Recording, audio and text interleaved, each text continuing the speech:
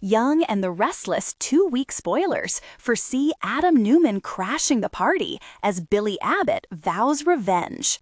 Victor and Kane's tense discussion, unveiling secrets and suspicions on Young and the Restless. Kane Ashby and Victor Newman have a private talk.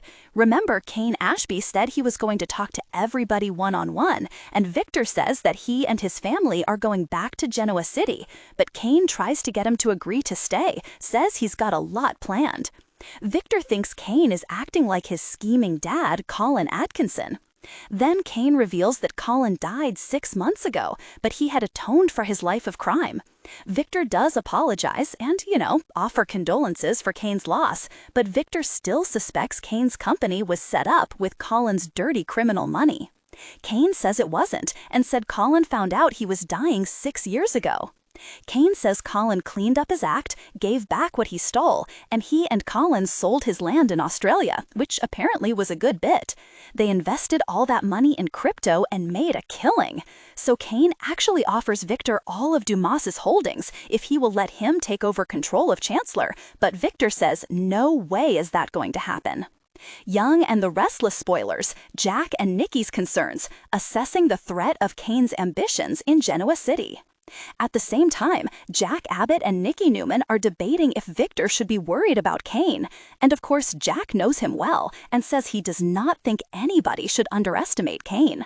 Nick Newman doesn't really know much about Kane. They never had a lot of overlap. He's not really invested in any of this, except for being worried about his mom, Nikki, if Kane is indeed after Chancellor, which of course he is.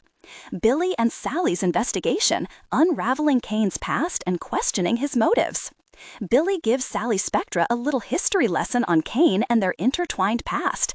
If you remember, Kane conned Jill Abbott into believing he was her son and pretended to be Billy's half-brother.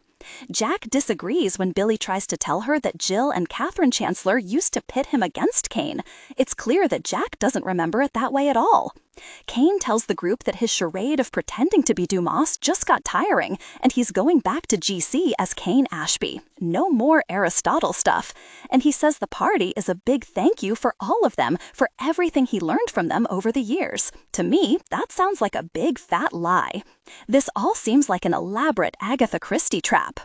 Young and the Restless spoilers, party dynamics and suspicions, unmasking Kane's true intentions at the gala.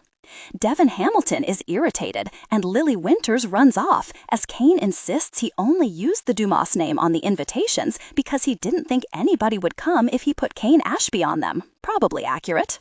Phyllis Summers is fussing to Amanda Sinclair, who tells Red that she really respects Kane, and Amanda insists that he is legit, and Kane's a successful mogul, but Amanda also refuses to tell Phyllis exactly what Kane's plans are. Phyllis does say she admires how Kane has reinvented himself when she's talking to Nick at the party. Audra Charles tells Kyle Abbott she thinks Kane is hot, and Kane tells her that Kane's family are all criminals, which only intrigues Audra more. Billy and Sally are wondering if Kane wants Chancellor, but Jack tells them he thinks there's more to it than that.